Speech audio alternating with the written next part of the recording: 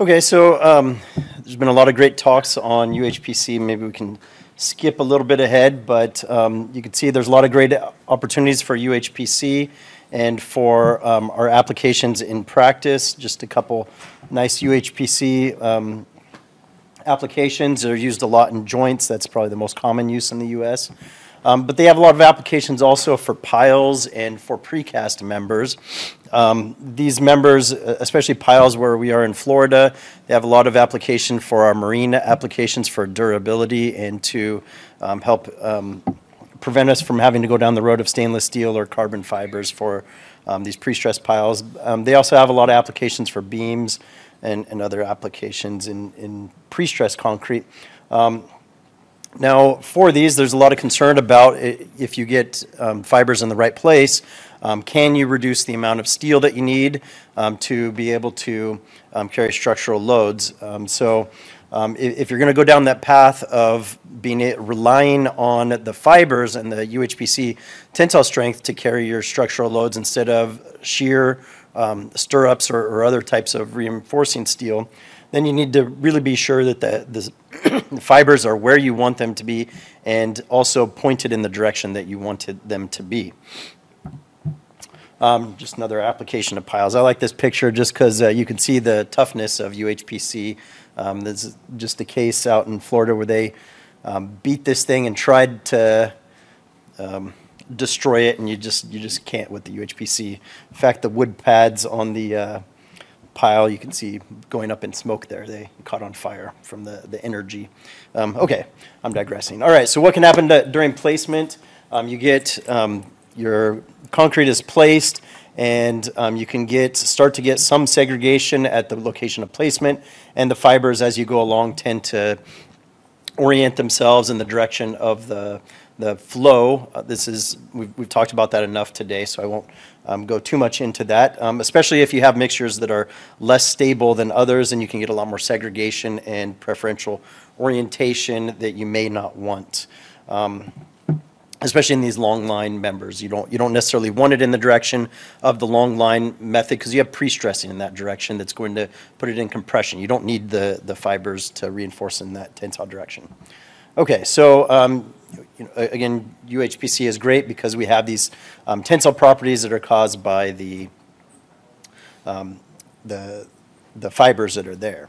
Okay, so we took a similar method as what was just described in the previous talk to develop a method that you could take out to the field and measure in a more automated way the fiber dispersion and orientation. So this is the method that was talked about before. We're using magnetic inductance to measure the UHPC fiber dispersion and orientation, where you can see here a bar magnet where you have measuring the inductance. You get high inductance if the fiber is aligned with the magnetic field, whereas low inductance if it's in the opposite direction.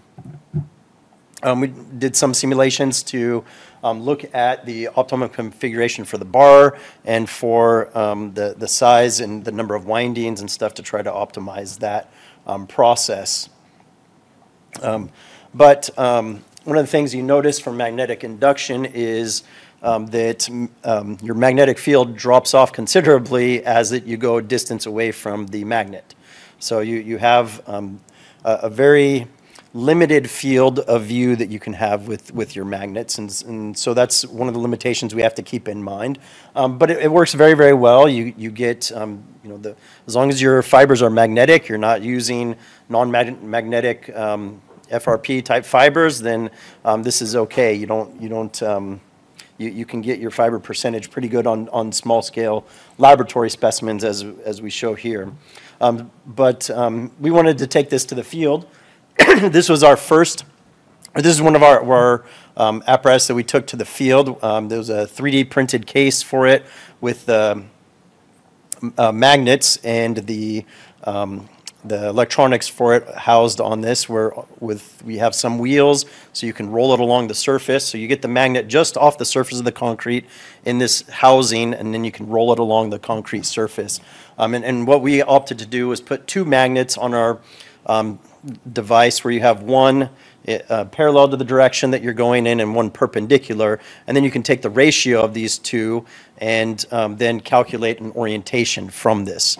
So it's a pretty simple concept. We're just looking at that ratio of the two directions, and that gives us an indication of the fiber orientation here. And this isn't too hard to do. We just put a position sensor on the device, so you keep track of how far along you're moving along your beam, and you know the distance between the position sensor and each of these two sensors. So in post-processing, you just go back and you get everything lined up so that you're looking at the magnetic inductance at the same location from each sensor. Okay, so we took it out to the Florida DOT Structures Laboratory in Tallahassee, where they had a number of UHPC members, some of which they had tested in their boneyard and used those as case studies here. We had octagonal piles. We had hybrid UHPC SCC girder that had tested, so the end of it was UHPC and the rest of the beam was just normal strength SCC concrete without fibers. Box beams. We looked at H piles, and we call it an I pile, but it's just an H pile turned on its side here. And you can see rolling it along the surface. It rolled along the surface to basically just scan across the surface as you go.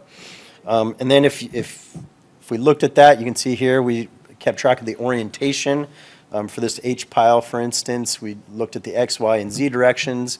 So what I'm going to show you is the H beam data for one of these. So going along the long axis at the web of this pile. And what you end up is you see this type of pattern here for this, this H pile. And that's a pretty big difference in magnetic inductance that you get just by moving about 5 feet over. It turns out we went back, we weren't at this, well, we talked to the people who were at this placement. We had some other students on different projects that were at the placement.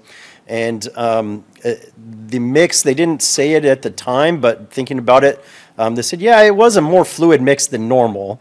So this was a mix that was a little bit less stable than you would normally want, and it was a mix that experienced some segregation.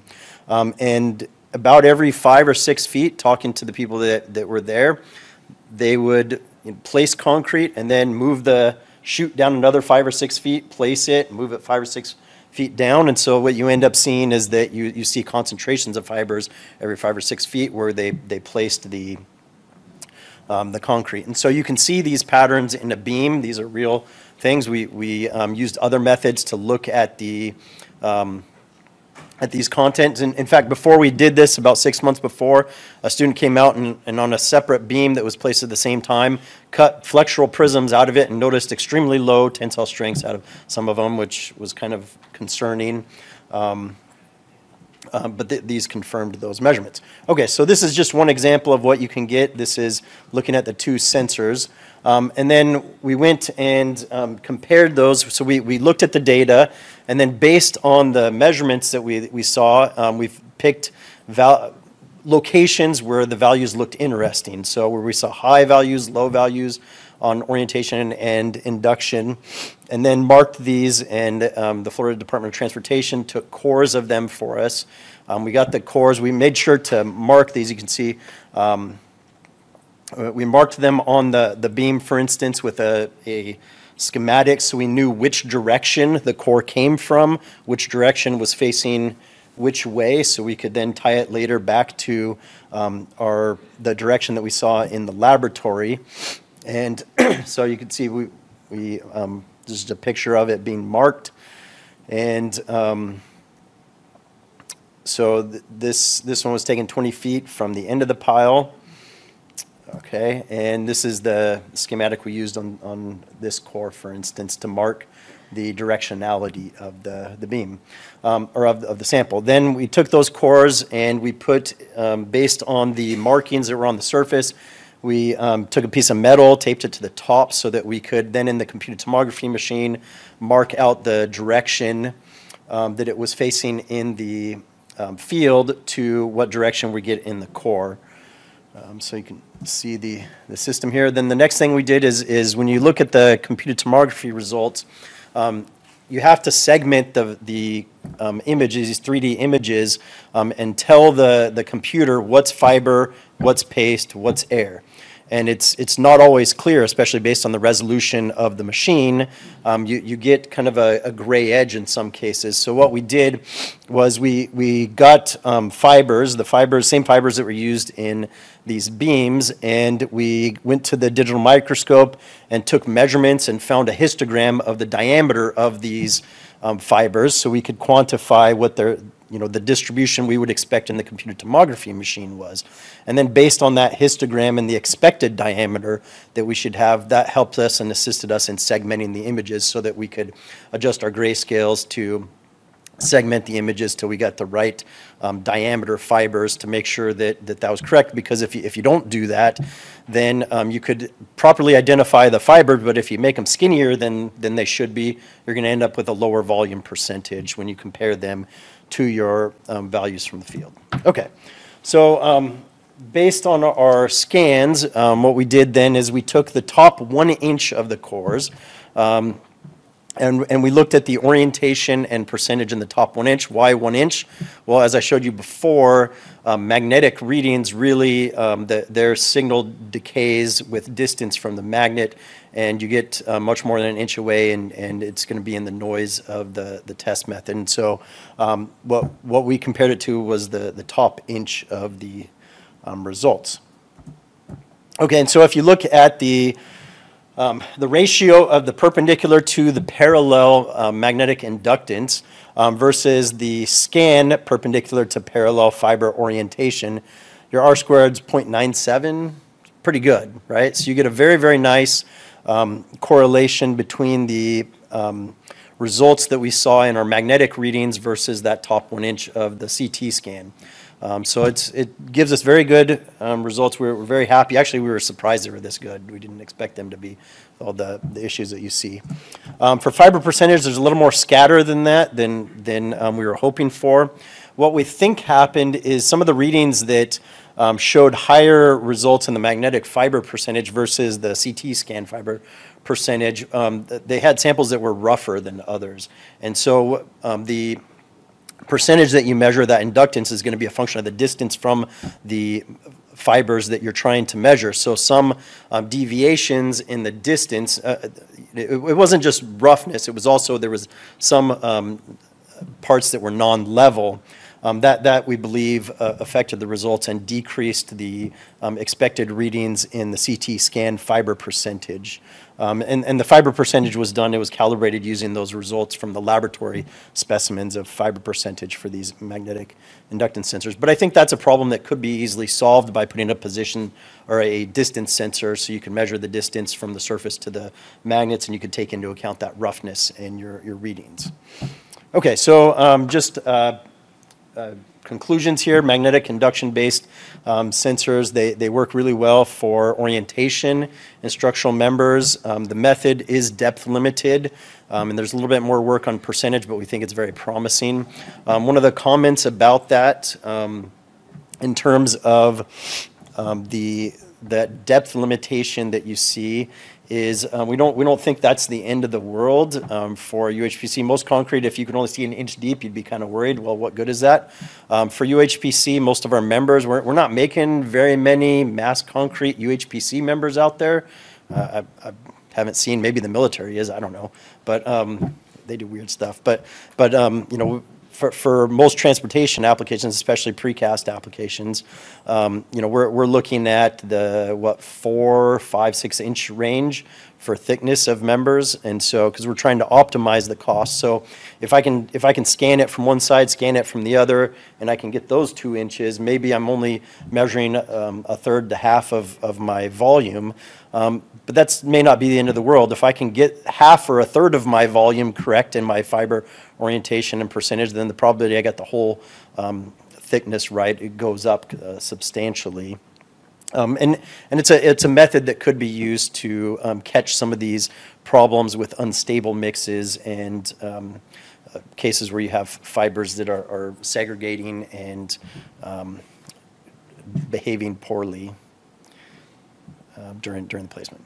Okay, with that, any questions? Oh, also, the electrical engineer, Professor Joel Harley, who we worked on this project with, he turned some senior design students loose on it. And if you're a senior electrical engineer, what do you care about? Robotics. And so they decided to make a sensor that was fully automated for doing this. So it's a little robot that you could drive around and do this. It was kind of fun. Anyway, so they simplified it a little bit.